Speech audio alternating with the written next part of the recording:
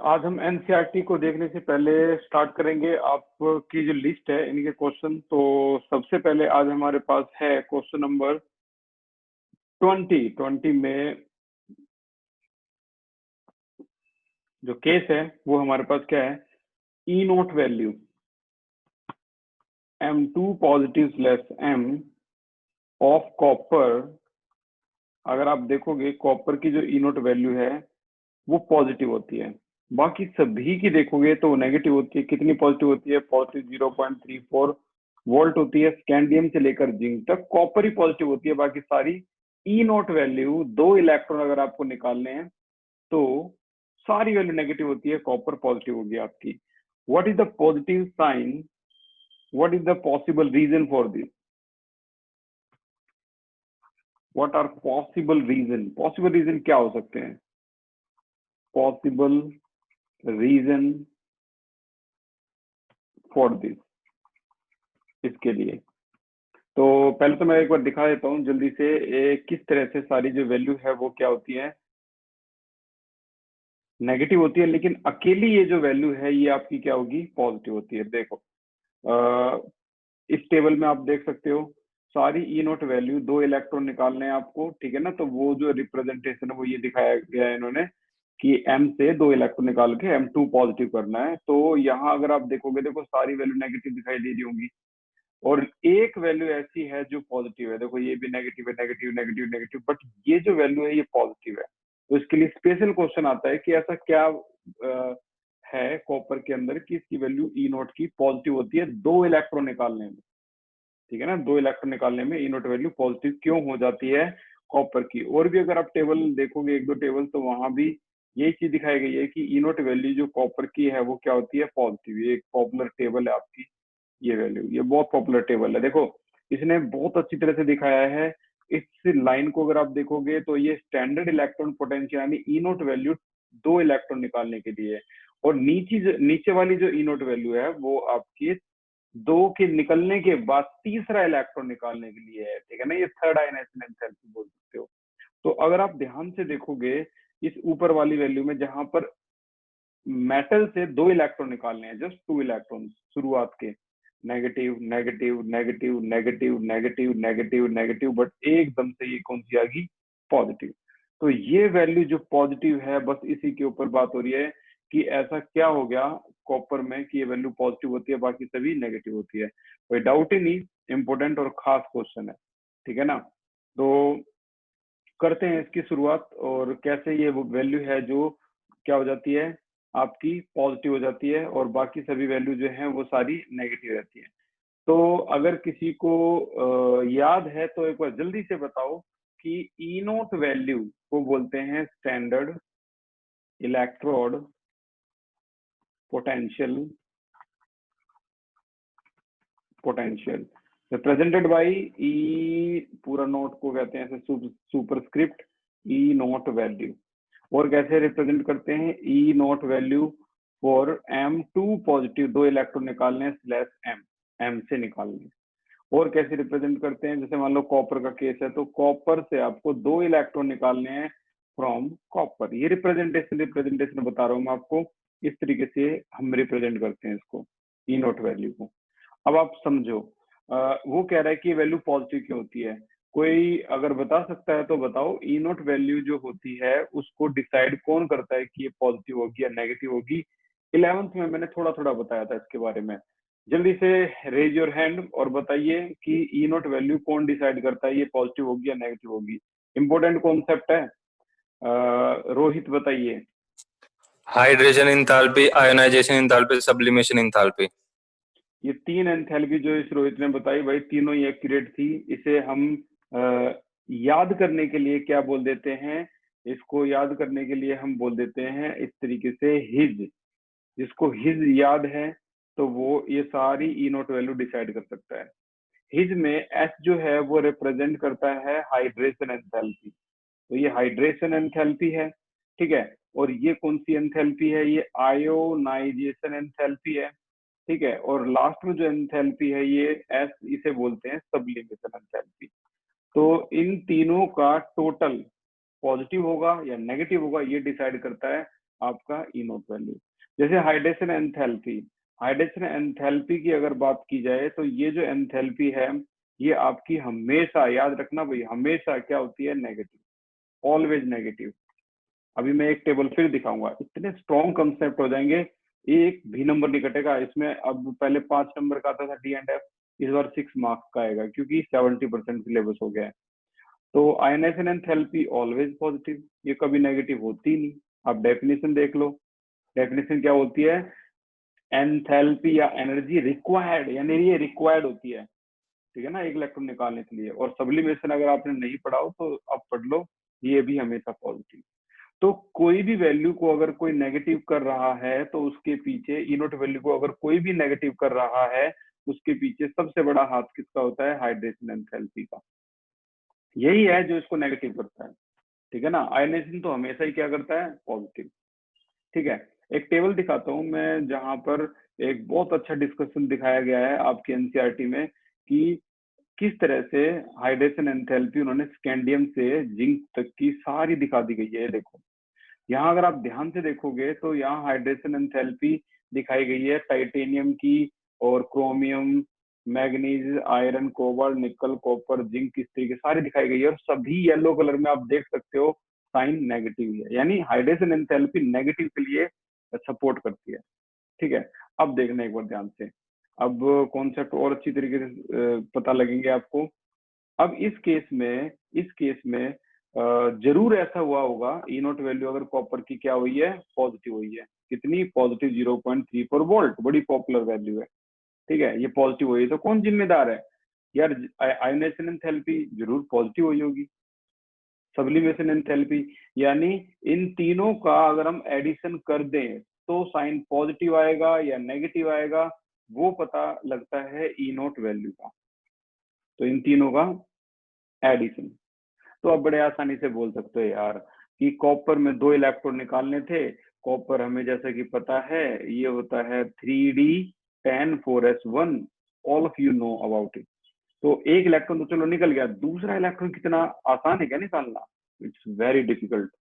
तो it's very difficult का मतलब सेकंड इलेक्ट्रॉन निकालना बड़ा मुश्किल है, तो सेकंड आयनाइजेशन एंथैल्पी बहुत हाई होगी, हो सकता है ये इतनी हाई होगी हो कि आंसर को पॉजिटिव आना ही पड़ा हो, ठीक है ना। तो सेकंड आयनाइजेशन एंथैल्पी आपकी बहुत ज्यादा होगी कॉपर के केस में। तो क्वेश्चन बहुत इंपॉर्टेंट है, मैं एक बार आंसर रीड कर देता हूँ जल्दी से। Copper has high enthalpy of ionisation, जिसमें सम है ionisation first plus ionisation second, and high enthalpy of sublimation, sublimation भी हाई होती है, ठीक है ना। तो इन्होंने दोनों पे क्या टैग मार्क लगा दिया, ये भी हाई है और ये भी हाई है। जब दोनों ही हाई होगी, so high energy is required to transform copper to positive, यानी कॉपर से कॉपर टू पॉजिटिव में हाई एंथैल्पी की जरूरत होती है, which is not balance by, ये एंथैल्पी बैलेंस नहीं कर पाता, इन दोनों का सम, मेजोरिटी ज्यादा होगी ना, दोनों का सम नहीं बैलेंस कर पाता, कौन, लो एंथैल्पी ऑफ हाइड्रेशन, ये हाइड्रेशन एंथैल्पी इसको बैलेंस नहीं कर पाती, ये इनके कंपैरिजन में क्या रह जाती है, low, that's why answer will be positive. तो ये इसका प्रॉपर आंसर हो गया। अभी हम एक बार फिर से आपके जो नोट्स हैं उसमें देखेंगे, ओवरव्यू करेंगे। तो ये था ये क्वेश्चन आपका, क्वेश्चन नंबर 20, बहुत खास क्वेश्चन है, इसका पिछला रिकॉर्ड आप चेक कर सकते हो, ये बहुत बोर्ड में आया हुआ है। अब नई एमटीजी आ चुकी है आपकी, अगर आप चाहो तो ले सकते हो उसको, ठीक है। नई एमटीजी 2020-21 की अवेलेबल हो जाएगी आपको शॉप पे, तो अपनी तैयारी जो है वो अभी से स्टार्ट कर दो। अब आपके पास सिर्फ नवंबर दिसंबर बचा हुआ है, नवंबर दिसंबर, जनवरी में प्री बोर्ड होने के चांसेस बता रहे हैं, और फरवरी में प्रैक्टिकल, अगर सब कुछ नॉर्मल हो गया ना जल्दी से स्कूल खुल के, तो जनवरी आपका चला जाएगा प्री बोर्ड में, और फेब आपका चला जाएगा प्रैक्टिकल्स में, ठीक है। तो पता नहीं लगता इन 2 महीनों का, जो है वो नवंबर दिसंबर है, जितना जो कुछ कर पाओ वो इन 2 महीनों में कर दो। अगला क्वेश्चन है एक और खास क्वेश्चन, नंबर 21 पे आ गए।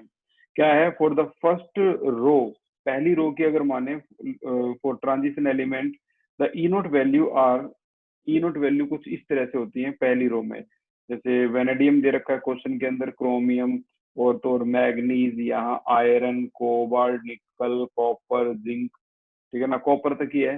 और ई नोट वैल्यू उन्होंने बोल दी, इसकी ई नोट वैल्यू है सभी की, इसकी है आपकी माइनस का 1.18, इसकी है माइनस का 0.91, इसकी है माइनस का 1.18, इसकी भी यही है 0.44, ये है कॉपर की है 0.28, ये भी माइनस है, निकल है आपकी माइनस 0.25, और मैंने जल्दी जल्दी से लिख दिया सारी वैल्यू, ये है 0.34, वो भी पॉजिटिव, जैसे कि अब अभी हम डिस्कस करके आए थे पॉजिटिव। तो ये क्वेश्चन इतना खास है कि ऐसे भी पूछा गया था कि बताइए explain the irregularity in these line, explain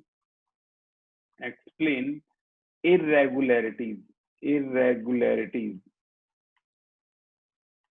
इसमें इरेगुलरिटी जो आई है उसको एक्सप्लेन करके दिखाओ।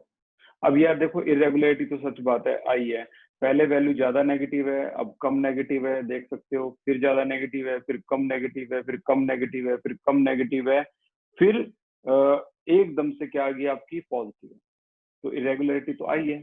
तो इरेगुलरिटी दो तरह की है, एक आपको एक्सप्लेन करना है अकेले कॉपर को क्योंकि वो अकेला पॉजिटिव है, ठीक है, और एक आपकी जो नेगेटिव वैल्यू है वो इतनी ज्यादा नेगेटिव, देखो इरेगुलरिटी में बच्चे कई कंफ्यूज जाते हैं इसमें कि यार इसमें किस किस चीज के बारे में बताना है हमें, वेनेडियम से क्रोमियम बताना है, क्रोमियम से मैग्नीज बताना है, या फिर आयरन, कितना बताया हमें इतना तो बताओ। मैं बताता हूँ आपको दो चीज बतानी है, कुछ नहीं, दो, एक जो हाईली पॉजिटिव है वो तो दिख ही रहा है अकेला ही की, एक जो हाईली नेगेटिव है।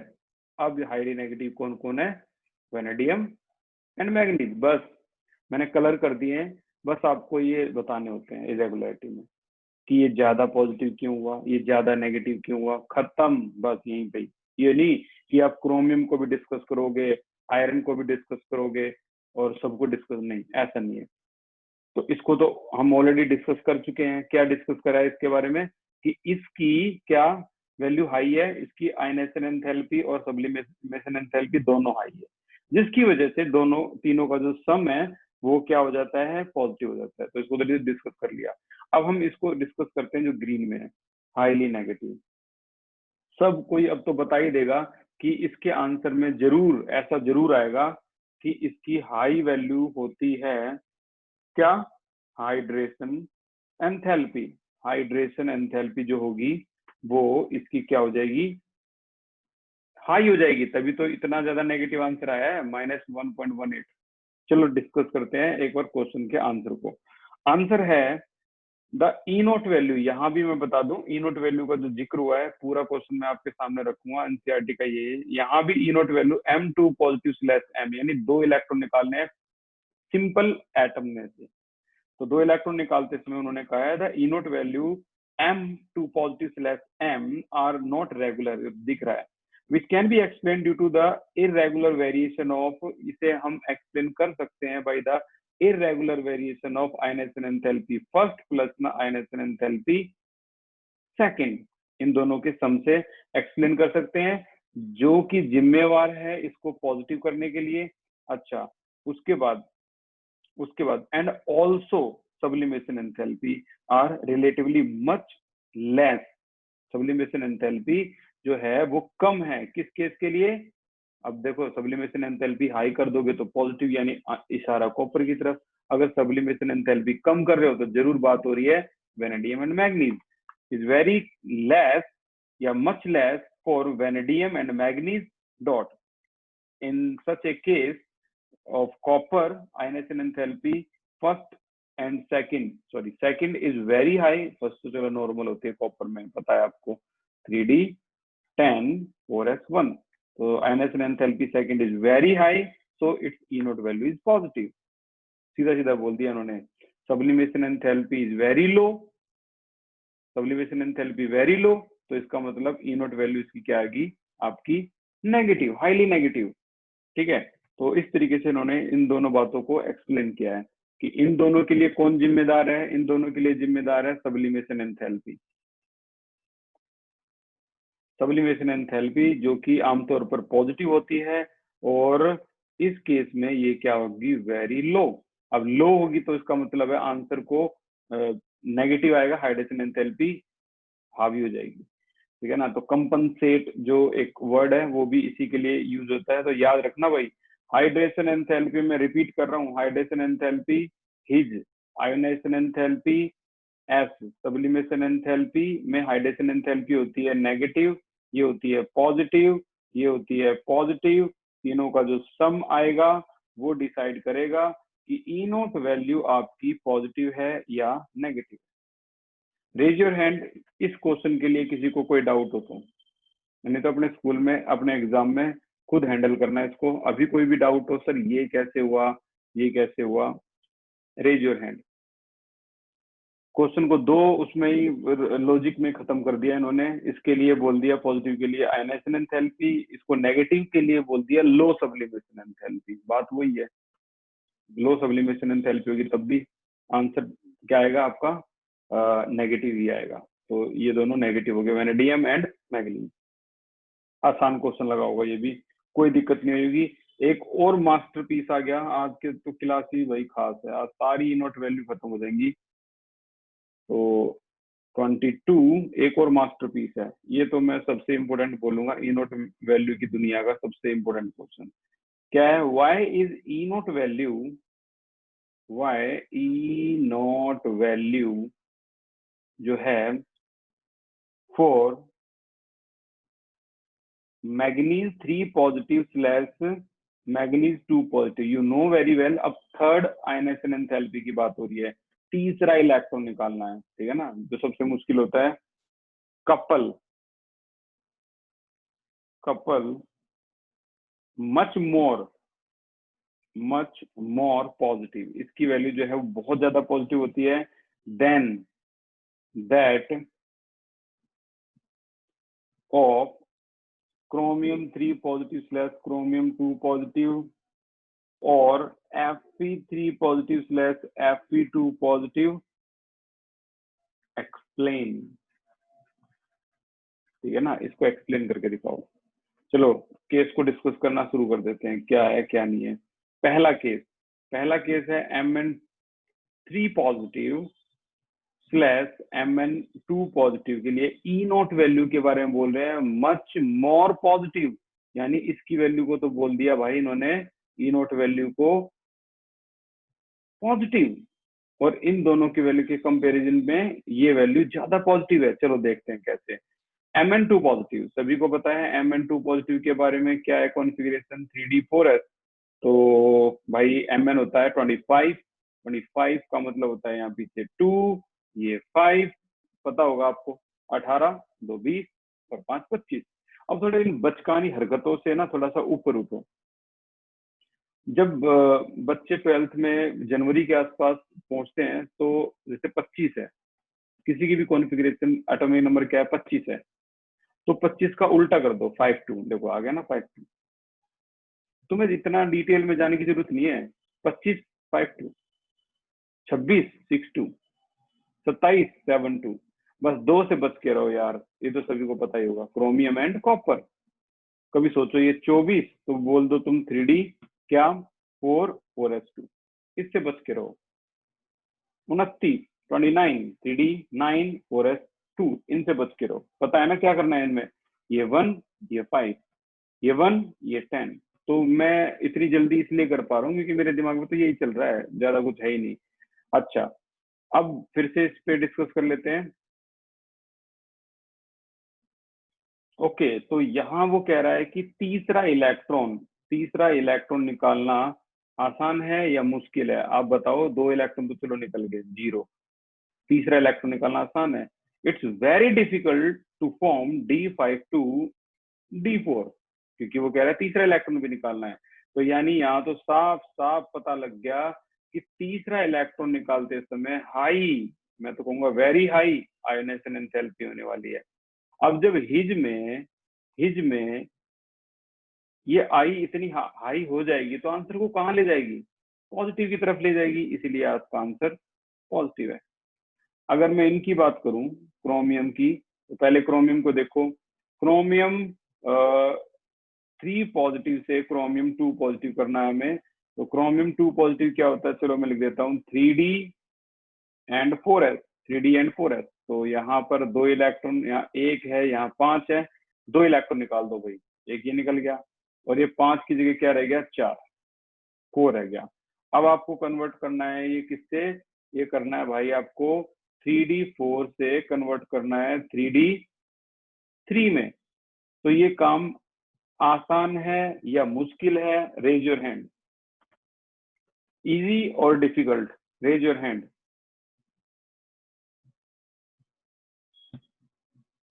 Very good. विपिन बताइए। सर इजी है। रीजन? सर कोई हाफ फील्ड हो जाएगा ना, फिर एक एक इलेक्ट्रॉन लॉस करके। एक इलेक्ट्रॉन लॉस करते हैं, हाफ फील्ड नहीं भाई। लॉजिक बताओ भाई मेरे को, लॉजिक बहुत इंपॉर्टेंट लॉजिक है इसमें। यशिका बताइए।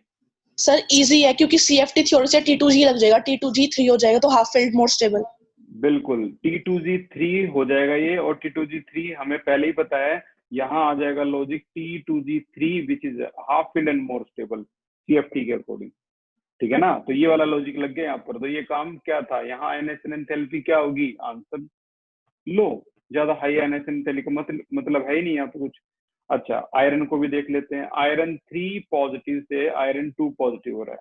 तो यहाँ भी अगर हम देखें तो Fe2 पॉजिटिव है, तो कितना हो जाए भाई, कॉन्फ़िगरेशन 3D4 है। देखो 26 होता है ना, लो हो गया 62। पीछे से 2 इलेक्ट्रॉन निकाल दो, 0। अब करना क्या है भाई, अब आपको D6 से एक इलेक्ट्रॉन और निकलवा के D5 करना है। ये क्या मुश्किल है क्या ये? नहीं, ये मुश्किल नहीं है। This is very easy. ठीक है, ये बहुत आसान है। और आप इसके लिए लॉजिक क्या लगाओगे, raise your hand, the logic behind it. Very good Rupesh, बताइए। Half filled more stable.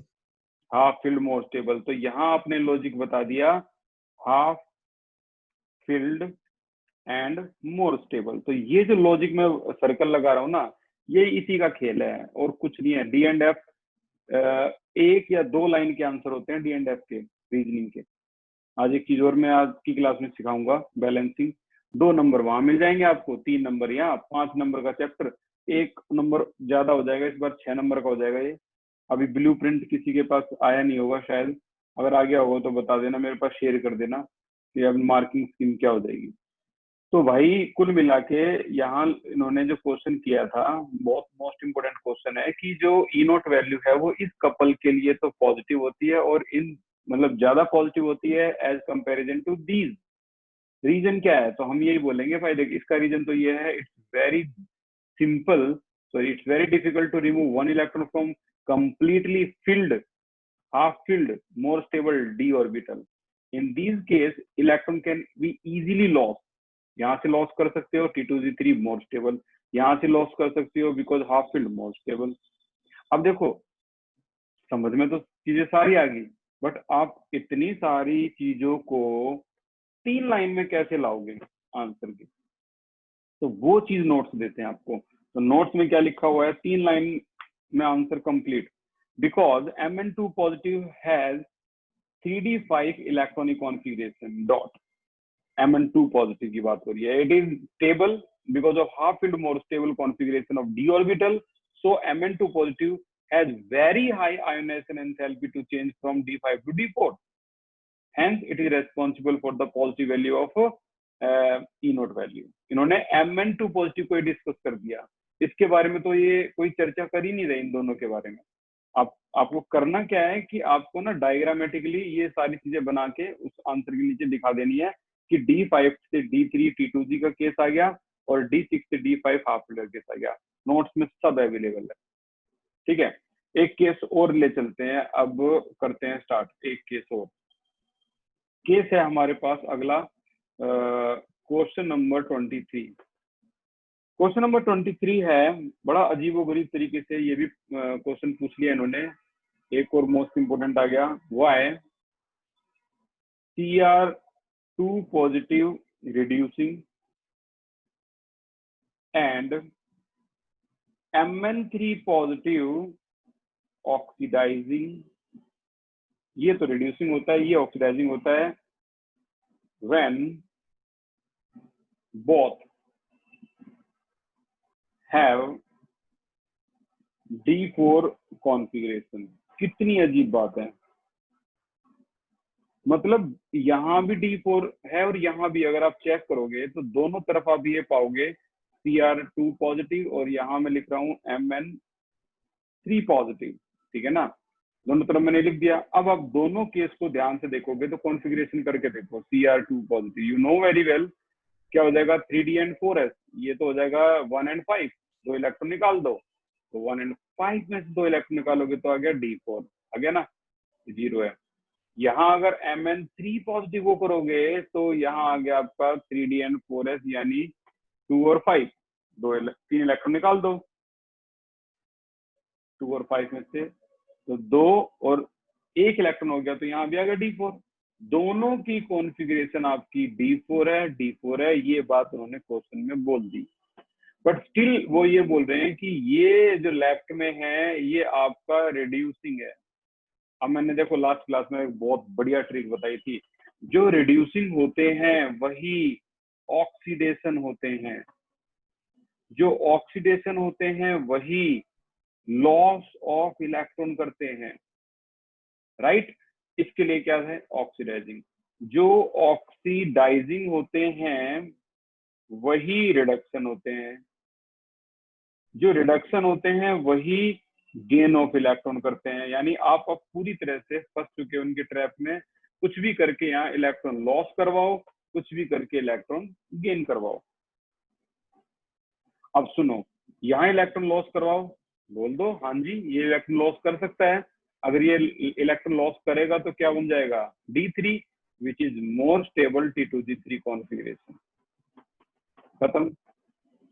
और यहाँ क्या दिखा दो भाई, इलेक्ट्रॉन ये गेन कर सकता है, यस इलेक्ट्रॉन गेन कर लिया और ये क्या बन गया आपका D5, राइट। ये D5 हो गया तो इसके लिए लॉजिक बता दो, half filled more stable, half filled more stable बता दो, खत्म खेल हो गया।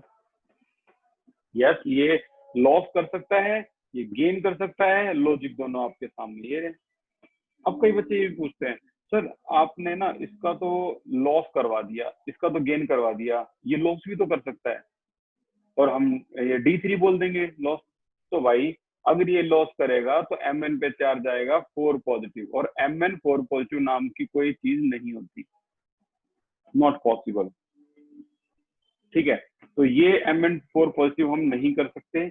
और दूसरी बात ये भी है, दिमाग में यही रखो यार, जब क्वेश्चन में ये बात बोली थी कि ये स्ट्रॉन्ग रिड्यूसिंग है, ये स्ट्रॉन्ग ऑक्सीडाइजिंग है, तो अपना मतलब पूरा करो, वहां पे रिड्यूसिंग है तो कैसे भी करके यहाँ लॉस दिखाओ, इन्होंने इसको ऑक्सीडाइजिंग बोला तो कैसे भी करके इसको गेन दिखाओ, ठीक है। अच्छा तो अब यहाँ पर हम इसकी जो लॉजिक लगाएंगे तो बड़ा सिंपली बोल सकते हैं Cr2 पॉजिटिव स्ट्रॉन्गली रिड्यूसिंग, ये because it changed to Cr3 positive which has stable T2G3 configuration. On the other hand, Mn3 positive is strongly oxidizing because it changed into Mn2 positive. ये Mn2 positive change होगा by gaining electron and form D5 stable configuration which is half filled and more stable. दोनों की logic हो गई, ठीक है। तो इस तरीके से हम दोनों की जो लॉजिक हैं वो आराम से बता सकते हैं और ये यहाँ तक हो जाएगा आपका खत्म। आज डी ब्लॉक पूरा खत्म हो जाएगा आपका। तो 23 के बाद अब हम कर रहे हैं 24 को, क्वेश्चन नंबर 24। तो 24 है व्हाट आर ट्रांजिशन एलिमेंट, ये होते क्या हैं, व्हाट आर ट्रांजिशन एलिमेंट, ये होते क्या हैं। अच्छा, right to characteristics of transition element, इसके दो कैरेक्टरिस्टिक्स भी बताने हैं। कैरेक्टरिस्टिक, तो देखो पहली बात ट्रांजिशन एलिमेंट होते कौन से हैं, रेज योर हैंड, कोई बता सकता है ट्रांजिशन एलिमेंट होते कौन से हैं, raise your hand. Very good, Kush बताइए। Sir unpaired electron in d orbital either in ground state और इन एक्साइटेड स्टेट। बस एक्साइटेड स्टेट जो मैं बार बार बोलता रहा हूँ यार, तुम्हारे मुंह पे भी आ गया वो, ऑक्सीडेशन स्टेट। एक्साइटेड स्टेट नहीं होती, ऑक्सीडेशन स्टेट है। बस अनपेयर इलेक्ट्रॉन होने चाहिए, बिल्कुल ठीक डेफिनेशन बताई उसने, या तो GS या OS, दैट्स इट, उसे बोलते हैं ट्रांजिशन एलिमेंट, और कुछ नहीं है। ये डेफिनेशन रीड कर देता हूं मैं जल्दी से एक बार। Element which have incompletely fill d orbital in their ground state or oxidation state are called transition element. 2 characteristics, 5 characteristics पता है भाई आपको, AICCC, ठीक है ना, AICCC। 5 में से 2 कोई 2 बता दो यार, ये ट्रांजिशन एलिमेंट एलओए फॉर्म करते हैं। चलो बताओ, कोई आई का मतलब बता सकता है? रेज योर हैंड, किसी को थोड़ा बहुत याद हो तो। आई का मतलब, विपिन बताइए। Interstitial compound. इंटरस्टिशियल कंपाउंड का मतलब है small element like hydrogen, carbon, nitrogen, oxygen, boron can occupy in the void, therefore these are called interstitial compound, ठीक है ना। अगले सी का कोई मतलब बता सकता है? Raise your hand. ऐसे तो प्रैक्टिस करनी पड़ेगी आपको। विपिन बताइए। Catalytic properties. Catalytic property. Transition element form catalytic property because they have large surface area, ठीक है ना, they have large surface area, high charge। तो कम से कम एक रीजन या 2 रीजन तो यार आपको पता ही होना चाहिए। तो कैटालाइटिक होगी। अगले सी का नाम बताओ, रेज योर हैंड। अगले सी का, इतनी जल्दी तुम भूल भी गई है, कुछ बताइए। कलर। क्या? Colour. color because they have unpaired electron and they can go for excited state, and when it come to the ground state it liberate complementary color। तो ये unpaired electron है इसका। अगले सी का कोई मतलब बता सकता है? Raise your hand. Very good, Vipin बताइए। कॉम्प्लेक्स कंपाउंड फॉर्म कर सकते हैं। कॉम्प्लेक्स कंपाउंड फॉर्म कर सकते हैं, और कॉम्प्लेक्स कंपाउंड के लिए मैंने जो रीजन बताया था वो ये है, availability of d orbital for accommodation of electron which are donated by ligand, ठीक है ना। तो कॉम्प्लेक्स, ये 5 इतने खास है, मुझे पता है इनमें से एक ना एक आना है, कुछ भी कर लो आप। तो इनमें से कोई 2 प्रॉपर्टी बता दो यार। They exhibit variable oxidation state, या फिर catalytic property they can form alloy, right. Question number 25, और ये लास्ट क्वेश्चन है, डी ब्लॉक हो गया खत्म। अच्छी जर्नी थी, बहुत मजा आया इसमें। डी ब्लॉक में, एफ ब्लॉक में इससे भी ज्यादा मजा आएगा। तो इसका जो लास्ट क्वेश्चन है मैं आपको करवा रहा हूँ। Write the formula of an oxo anion. बनाना है आपको of chromium, okay, and manganese का भी बनाना है oxo anion, which show oxidation state, वो ऐसी ऑक्सीडेशन स्टेट शो करेगा which is equal to the group number, जो ग्रुप नंबर के इक्वल होगी। तो देखो Cr2O72 नेगेटिव, इसकी ऑक्सीडेशन स्टेट निकालते हैं भाई। 2x माइनस का 7 2 14 इज इक्वल टू -2, तो x की वैल्यू यहां से निकालोगे तो क्या आ जाएगी आपकी? ये आ जाएगी आपकी +6। अब +6 इसकी क्या है? क्रोमियम की ये ऑक्सीडेशन स्टेट भी है, और बड़ी अजीब बात है, ये इसका ग्रुप नंबर भी है। अगर आप ग्रुप नंबर चेक करोगे, ठीक है ना, ग्रुप नंबर क्रोमियम का, तो ये 6th ग्रुप में पाया जाता है। तो ये इसका हो गया। मैग्नीज का अगर आप देखोगे तो MnO4 single negative permanganate, तो x minus 2 4 8 is equal to -1, यहाँ वैल्यू आएगी +7, और +7 जो है ये इसकी ऑक्सीडेशन स्टेट भी है, और ये इसका ग्रुप नंबर भी है। ये 7th ग्रुप में होता है मैग्नीज। पीरियोडिक टेबल उठा के देखो, मैग्नीज 7th ग्रुप में मिलेगा, क्रोमियम आपका 6th ग्रुप में मिलेगा, ठीक है। तो ये क्वेश्चन था, ये भी हो गया आपका खत्म। 25 क्वेश्चन खत्म हो चुके हैं। एक कॉपर का बड़ा खास क्वेश्चन है, मोस्ट इंपोर्टेंट है, वो हम कल की क्लास में करेंगे, और कल की क्लास में हम बैलेंसिंग जो है वो सीखेंगे। बैलेंसिंग पूरी प्रॉपर होगी, तो जल्दी से बैलेंसिंग आपकी ये लगा लो, मैं 20 बैलेंसिंग करवाऊंगा, 20 रिएक्शन ही करवाऊंगा, उसमें से 2 रिएक्शन एग्जाम में कंफर्म आएगी, कोई सोचने वाली बात है ही नहीं। अच्छा, अब हम एक बार जल्दी से पहले तो नोट्स देख लेते हैं जल्दी से, फिर हम एनसीईआरटी देखते हैं। अच्छा, नोट्स में हम यहाँ पर आ गए हैं। आज जो हमने डिस्कस किया है, एक तो ये क्वेश्चन है, जल्दी से देखो इसको। E0 value of copper positive होती है, what is the possible reason for this? Reason की स्पेलिंग गलत है, ये रीजन नहीं होता। अच्छा, copper has high enthalpy of ionisation of, दोनों का सम जो होता है बहुत हाई होता है, और हाई एंथैल्पी ऑफ सब्लिमेशन होती है, इतना तो बहुत है कॉपर को पॉजिटिव होने के लिए। So high energy is required to transformation of copper to positive which is not balanced by low enthalpy of hydration. एक क्वेश्चन खत्म हो गया। अगला देखो, ये एक पैटर्न दे दिया आपको ई नोट वैल्यू का, ठीक है। तो ई नोट वैल्यू इन सभी की दे रखी है आपको, और वो पूछ रहे हैं कि इतनी इरेगुलरिटी क्यों है भाई। तो आंसर है the E naught M2 positive slash M are not regular नहीं है, which can be explained due to the irregular variation of ionization enthalpy। दोनों का सम जो है वो irregular होता है, and low sublimation enthalpy are relatively much less for manganese and vanadium के लिए। In case of copper की माने तो सेकेंड आयनाइजेशन एंथैल्पी जो है वो ज्यादा होती है, इसलिए ई नोट वैल्यू क्या होती है, कॉपर की पॉजिटिव होगी, और वेनेडियम और मैग्नीज की क्या दिखाई है इन्होंने, नेगेटिव दिखाई है। किसको ध्यान में रख के, सब्लिमेशन को ध्यान में रख के, इस सब्लिमेशन को ध्यान में रख के, ठीक है।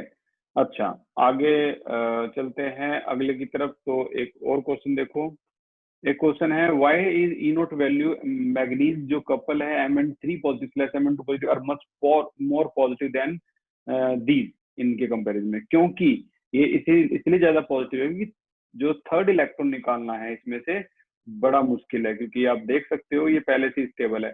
बिकॉज Mn2 पॉजिटिव है 3d5 electronic configuration, it is stable because half field configuration, और हम लिखेंगे of d orbital. So Mn2 positive has very high ionization enthalpy, so to change from D5 to D4 ये बहुत ज्यादा होती है, hence it is responsible for much more positive E naught value। ठीक है, इन दोनों को भी ऐसे रिप्रेजेंट कर देना है आपको, और बढ़िया रहेगा। अच्छा, और आगे चलें तो एक क्वेश्चन है ये, व्हाई इज क्रोमियम रिड्यूसिंग होता है, ये ऑक्सीडाइजिंग होता है, जबकि दोनों की कॉन्फ़िगरेशन D4 कॉन्फ़िगरेशन होती है। तो हम आंसर लिख सकते हैं क्रोमियम 2 पॉजिटिव स्ट्रॉन्गली रिड्यूसिंग होता है because it change to Cr3 positive which है वेरी स्टेबल T2G3 कॉन्फ़िगरेशन। ये देखो, ये इलेक्ट्रॉन लॉस कर सकता है। रिप्रेजेंटेशन मैं मानता हूँ यहाँ बहुत बढ़िया रिप्रेजेंटेशन है, ये भी यही आपको नोट करना है। ऑन द अदर हैंड इसको अगर देखें तो ये आसानी से गेन कर सकता है इलेक्ट्रॉन, क्योंकि गेन करके क्या हो जाएगा, हाफ फील्ड। तो strong oxidising to change Mn3 positive से by gaining electron to form stable D5 configuration which is half filled and more stable। Next question, transition element किसे कहते हैं, दो कैरेक्टरिस्टिक बताइए। ये आपके डेफिनेशन एंड कैरेक्टरिस्टिक है। Right the formula of oxygen बताइए, मैग्नीज का और कॉपर का जो ग्रुप नंबर और ऑक्सीडेशन स्टेट दोनों इक्वल हो। तो करेक्ट आंसर आपका ये हो गया, this is your correct answer. तो ये बैलेंसिंग है भाई, ये कल की क्लास में हम स्टार्ट हो जाएंगे इस बैलेंसिंग को, तो छोड़ना मत कल की क्लास, ठीक है। तो ये इस तरीके से 6 हो गया, 7 हो गया, और ये फॉर्मूला ही बता दिया। एनायन आमतौर पर क्या होता है, नेगेटिव, कैटायन पॉजिटिव, ठीक है। अच्छा, तो ये हो गया आपका यहाँ तक का खेल खत्म। जल्दी से एक बार एनसीईआरटी को भी देखते हैं कहाँ का अंडरलाइनिंग करनी है आपको। यहाँ तक हम आ चुके थे, यहाँ तक आ गए थे। तो ट्रेंड इन 2 इलेक्ट्रॉन निकालने हैं आपको, ठीक है ना, इलेक्ट्रोड पोटेंशियल जो वैल्यू है वो। तो उन्होंने कहा है कि हाई वैल्यू, हाई एनर्जी लगती है ट्रांसफर करने में कॉपर से कॉपर टू पॉजिटिव। आप देखोगे तो ये एक लाइन दिखा रखी है 0 तक की, 0 से ऊपर पॉजिटिव है, 0 से नीचे नेगेटिव है। तो देखो ये वैल्यू कहाँ पर आ रही है, आपकी पॉजिटिव आ रही है, बाकी सारा ग्राफ नीचे की तरफ, ठीक है। The high energy to transfer copper से copper to positive is not balance by hydration enthalpy. बहुत बढ़िया, इसकी जो एक्सप्लेनेशन है हमने नोट्स में देख ली। ये वही क्वेश्चन है जो अभी हमने किया था, ठीक है, ये हो चुका है हमारा। ये वही क्वेश्चन है जो अभी हमने किया था, ये भी हो चुका है कि कॉपर की वैल्यू इतनी पॉजिटिव क्यों होती है। तो ये सारा एक्सप्लेनेशन हमारी हो चुकी है। टेबल को भी अभी हमने देखा था, हाइड्रेशन एंथैल्पी देखो दिखा रखी है कितनी सभी की नेगेटिव है, सेकेंड आयनाइजेशन एंथैल्पी दिखा रखी है कितनी पॉजिटिव होती है। यहाँ भी कॉपर की चर्चा हुई है, पॉजिटिव है। अच्छा, लास्ट जो अंडरलाइन है वो यही है, द ट्रेंड अगर तीसरा इलेक्ट्रॉन निकालें तो क्या फर्क पड़ेगा स्टैंडर्ड इलेक्ट्रो पोटेंशियल पे। तो an examination of E not value अगर तीसरा निकालें तो वो कह रहा है कि जैसे स्कैंडियम का बहुत लो होता है, ठीक है ना। क्यों, क्योंकि स्कैंडियम के तीनों इलेक्ट्रॉन आराम से निकल जाते हैं, और निकलने के बाद वो आर्गन रह जाता है अकेला, which is noble gas configuration. जो सबसे मुश्किल से निकलते हैं तीनों इलेक्ट्रॉन वो होते हैं किसके, जिंक के दिखा रखा है। तीसरा इलेक्ट्रॉन बहुत मुश्किल से निकलता है क्योंकि जिंक क्या हो जाता है 2 इलेक्ट्रॉन निकालने के बाद भाई D10 हो जाता है 2 इलेक्ट्रॉन निकालने के बाद, पता है ना। जिंक में होता है 3D10 4s2, तो 2 इलेक्ट्रॉन निकालने के बाद ये क्या हो जाएगा 3D10, और D10 में से अब तुम D9 करना चाहते हो, इट्स वेरी डिफिकल्ट, ठीक है ना। तो वो छोटी छोटी चीजें बातें हैं वो बताई गई है। इन्होंने half filled more stable T2G के बारे में भी चर्चा की है, और ये भी बताया यूनिट 9 में यानी कोऑर्डिनेशन में हमने T2G के बारे में पढ़ा था। तो यहाँ तक की थी आज की class. Thank you so much for the class, take care. हम बहुत जल्दी आगे बढ़ेंगे, एफ ब्लॉक एलिमेंट में हम आने वाले हैं बस, और एफ ब्लॉक एलिमेंट जो है वो जल्दी स्टार्ट हो जाएगा। अब हम बैलेंसिंग पे अटैक करेंगे कल की क्लास में। Thank you so much, take care.